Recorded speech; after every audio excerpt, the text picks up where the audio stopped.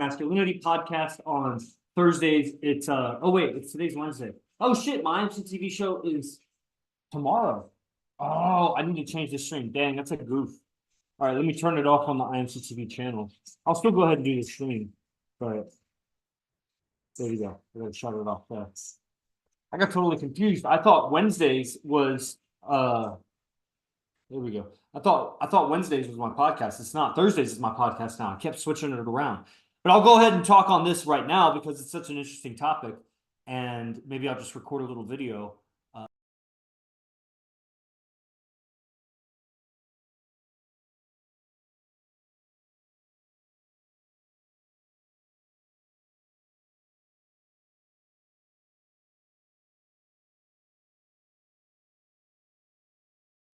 My whole Zoom stream cut out.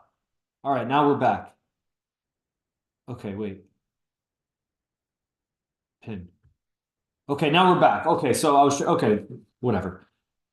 Diamond Vivel. Okay, so hopefully the people on the YouTubes they stick around. Okay, so this is streaming to a few YouTubes, and we got a couple of Instagram accounts and so on. And it's an interesting topic. So I have you guys. So you have another wall you can sit in front of so the sun does not glare. The thing is my room still getting furniture is such a mess. Let me just turn this way.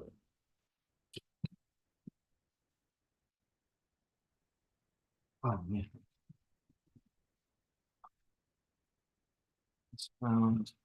All right, there we go. Hopefully that's better. Might be the camera. Okay. Man, that glare is annoying. Let me wipe this. Okay, that's a little better. All right. So guys, this is one of my favorite topics, and I've titled shows like this many times. Let me click record as I'm just going to go ahead and make it an official episode. Record to cloud. What's up, everybody? It's Enlightened Masculinity Podcast on Apple, Spotify, Podbean, all those places. And also we're streaming on Zoom, our Instagram accounts, some YouTube channels, this and that, getting the word out. And I'm Yogi Chris, PhD, founder of Ninth Limb Yoga, captain of IMC Nation. The title of this episode is Karma in Your Communication, which is a topic I've done many times. And as I get more or deeper layers of understanding of it, it's just that I don't think of the title as like, let me do another Karma in Your Communication episode or another episode on Karma in Your Communication. Literally just the phrase comes to me. It just like pops in my mind as I'm reflecting on, just reflecting on my life, my growth, the experiences, this and that. And the words come to me, karma in your communication. There's karma in your communication. And I was looking at this. It's a little factoid, little piece of data that I gave a long time ago from Evolution of Desire, I think. And it was basically like courtship from meeting someone to a full-on committed relationship is going to be in the ballpark of about 1 million words that you exchange with an individual. 1 million words. And then I'm combining that with the idea that it's amazing, as we produce these social media clips, we put captions on these clips, right? And so a 30 to 60 second clip has a really long paragraph of like you say a lot in 30 seconds. Like if you have a 1 hour conversation with someone, you've exchanged thousands and thousands of words, like 10,000, so just not that many conversations in a year, you're exchanging millions of words, like through your life, it's plausible you exchange 1 billion words or more. That's a lot of words. That's a lot of words that you exchange. And so when you change your vocabulary, when you change how you talk, when you change your grammar, just saying how to say things politely, how to say things respectfully, how to speak to the entrepreneur, how to speak to the ghetto superstar, how to speak to the child, like all of those are different ways of putting your words together, and they'll get you results. You'll say it this way and some result will come back. You'll say it a different way, a different result will come back. That's called cause and effect. And throughout your days and your life, you're creating a lot of different effects by how you're talking with the world. Never mind, it's like it would be its own, it's its own thing if we start talking about your inner dialogue and talking to yourself. I'm just talking about talking outwards when you talk with people. And it's just a ping pong back and forth. You talk one way, they respond to that. Then you respond to how they respond. And if you change your language anywhere along that sequence of exchange, it changes your destiny with that conversation. And if you change a lot of conversations, you change your destiny in life. If you change the destiny of a bunch of different conversations, like where you're going, your destiny, where you're going in this life is definitely going to be the result of many different conversations with many different people. And when you change how you talk, you're changing your destiny. That's called changing your karma. And there's a lot of ways to change your language. Obvious ways, you read about self-development, personal communication skills, you just look it up, watch any videos, this and that. You might find little sound bites or little syntaxes or ways of saying things that will change how you talk. As you read, if you just naturally read, you'll find words and vocabulary that express your ideas a little more precisely, a little better. As you increase your vocabulary, you could be over verbose, where it's just like, man, too many words like this and that. But a better vocabulary, you more precisely can communicate.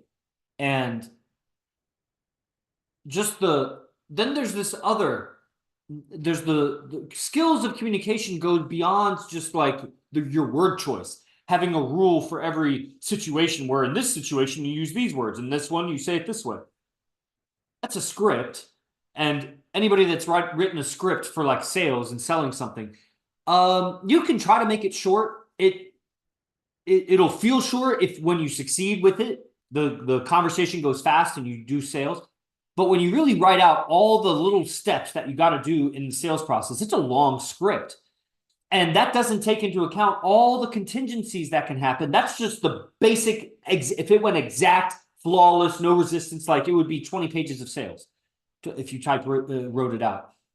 And, so actual conversations, there are a lot more. And when you change, so skills of communication involves calibrating all the tweaks, all of the little alterations that you would make to your tonality or your voice or your words or your body language and all of this to influence the outcome. That's why you're learning communication skills, even if that outcome is be understood more. But it's probably more influential, like you want to sell something or you want someone to do what you want to do, come to your side of opinions of things.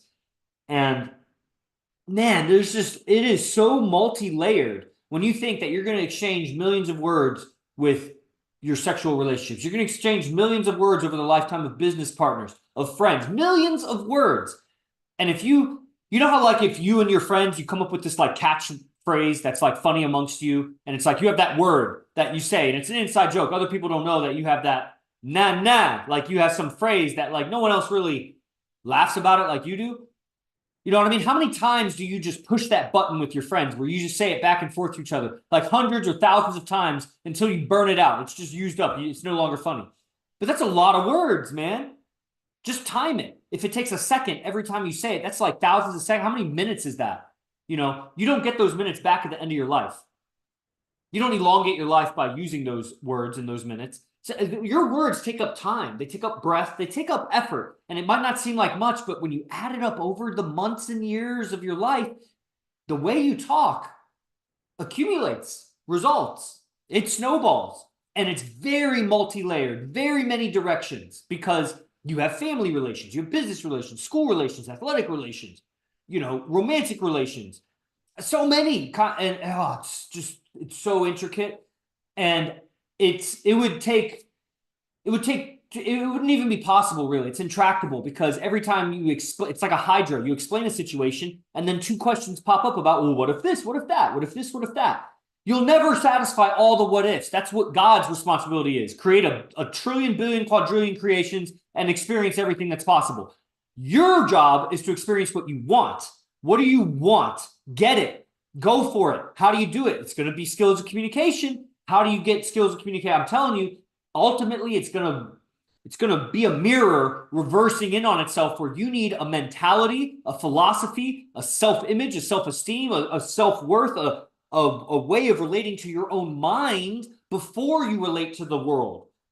You think communication skills is relating to the world. I'm saying it's relating to your mind, so that your mind relates the way you want it to with the world. But then who is you relating to your mind? What is this mind thing? So it's like it's a whole education on something that the public school definitely didn't teach you about it. Maybe some psychology somewhere, transpersonal psychology starts to get into something about it. But man, I don't know until you take it from me or you take it from someone else, you go through it yourself or whatever. Like the system of education, it's inherently flawed. It cannot produce what you're wanting it to produce because it is filtered through other people's structure of how to do it. You'll get something from it. I definitely learned a lot about ecosystems, ecology, environmental science, accounting, and especially accounting and some technical skills like working spreadsheets has become invaluable. It is what has separated me from so many guys that tried to do what I do with IMC Nation before me because I knew how to do those things. And obviously athletics and my drive and toughness and things like that helps. But, you know, I failed at a lot of things after I finished athletics because most things in life do not produce results based on your physical exertion. It's not purely calories burned or the physical optimization is a minor, not major factor in the success in most endeavors in life. Unless those endeavors are be a professional athlete or a fitness trainer or, you know, something that is related to that, then, you know, it ends up being nothing related to that. It's kind of like guys think that they'll get good with women if they get good with money because it takes money to be good with women or whatever. And eventually you may not realize, but you'll definitely be faced with the fact that no matter what you get good at in life, if it's not getting good with women, only a handful of things will even improve your skills with relating with women. Most things have nothing to do with women and probably take you in the opposite direction. It's a completely different skill set. It's like, it just doesn't even relate. It will help, like I said, if you make money, that will attract women. That doesn't mean you're good at getting with women or being with women or relating with women, having a life, building a life with women. Totally not related. But it will help attract a woman. Just like if you work on your body, it'll help attract a woman, but it actually has very little to do, if anything, with having a quality relationship. It's its own separate thing. You should work on your body too if you want to, but it's its own separate thing. If you want fulfilling relationships, it's its own separate thing. How do you get better at that? Well, before you relate men and women, think of relating just communication, being to being. Communication, being to being. Person to tree, person to rock, person to bird, person to dog, person to person, person to old person, young person. Yes, eventually you'll separate the genders, but I don't think you start with separating genders. Start with just communication, because every word you say outward is also a word you say inward, because you got to say it inward to say it outwards also. So whatever you're doing to communicate with the environment, you are communicating to yourself at the same time. That's why, as within, so without, that's why we are all one, because I can't do anything to you. I'm not doing to myself. I mean, yes, I get it. You're your own body. If I break your arm, I don't break my arm necessarily, but I will feel something. And yes, we have a term called the sociopath who feels nothing, but that's very rare, and evil exists. Not that that person is evil, but that evil created that, because that's horrible to not be able to feel the effects that one creates. Everybody else, which is everybody listening to me, I mean, the chances of you being a sociopath are so small, it's ridiculous. You're not, if you ever thought you were. Then communication with your environment, with family, with job, with work, with everything, this and that, when you alter that, and that will alter when you change how you're thinking about the situation, your philosophy of what does it mean? Where am I trying to go? The secret or law of attraction is a philosophy. It's incomplete. Stoicism is a philosophy. It's definitely more complete than The Secret, but putting things together, understanding the laws of the universe, as well as your character, not compromising your integrity, that honor starts now and ends now. There is no honor in the future. It's just now. Are you being and living honorably? Then where are you going? What's your direction, your trajectory? Okay, now how you get there, it's going to be a long, arduous, somewhat trial and error situation, endeavor, and teachers and mentors and guides can facilitate and accelerate your journey. And, you know, perhaps the motivation or the target, the goal, the objective of your journey was inspired by some outside, something. You saw some result. You saw someone with something that you wanted. You wanted that kind of life. You wanted that kind of possession. You wanted that kind of freedom, that kind of life, basically, because it comes down to that. We're all modeling after a life. So you went into sales because you saw the salesman and he had a life you wanted. You got into mechanic because you saw some car guy and he had the life you wanted. There was something about it. Then there's an innate, you have some abilities. Hard to say which of your abilities are genetic and which were nurtured all the way from conception through the womb, through birth, early years. You don't even remember. How much is genetic? How much is nurture? I don't know. But you discover that you have talents and abilities for certain things, and that may guide your path where you don't have to go against the current so much. Now, you can also make your weaknesses your strengths. That is a possible thing. Some things you are in your control, some things aren't. You can't make yourself 8 foot tall black man jumping leaps and bounds over basketball hoops. You can't do that. You can't just change yourself like that. Not yet, anyway. I mean, we say that now, and it's like the technology will come where they clone an individual or genetically engineer a body and then transfer your mind to another brain using electronics or whatever. We can imagine it. I'll bet it's possible. Give it 10,000 years of evolution, 100 million years of evolution. I'll bet we'll develop the technology for that. So at some point, it will be possible, but maybe right now, it's not possible for me to just become something I'm not. But I can make my character weaknesses my strengths because those are just in the mind.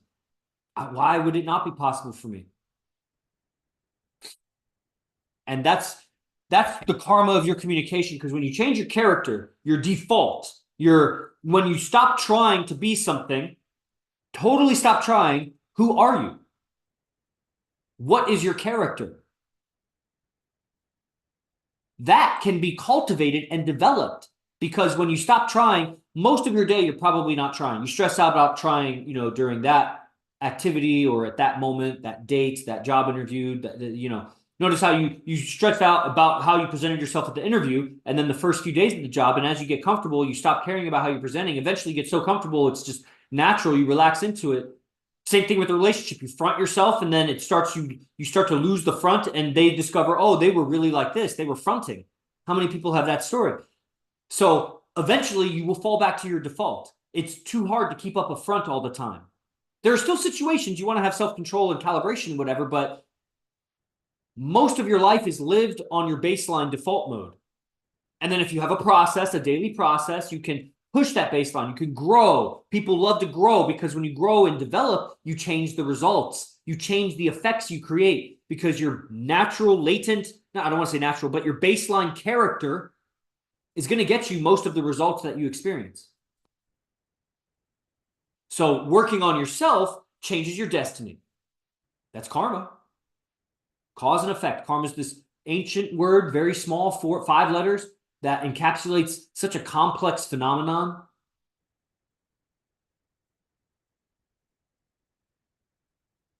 But thinking about it like this, what's up, Soft Like Water? Thinking about it like this, really projecting your mind, simulating it forward years, decades, and seeing how your current actions and current styles of living and communication, it's going to affect where you end up.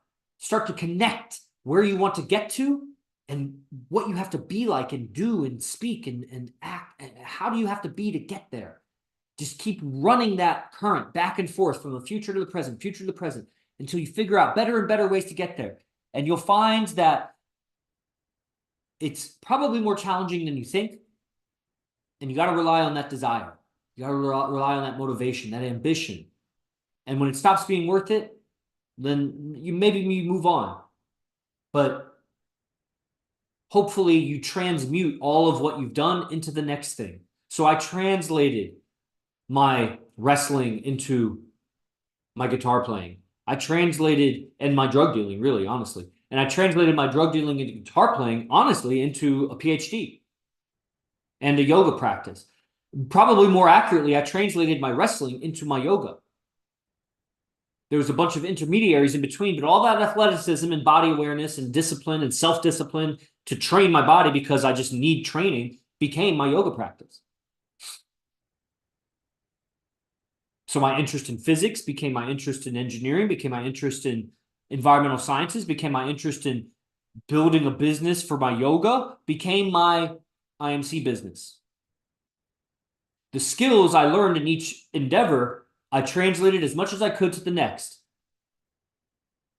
And if it didn't transfer, then it didn't transfer. But hopefully I cultivated some character in the process that I carried with me. So when I leave the activity, I have character instead of relying on the activity to be my character.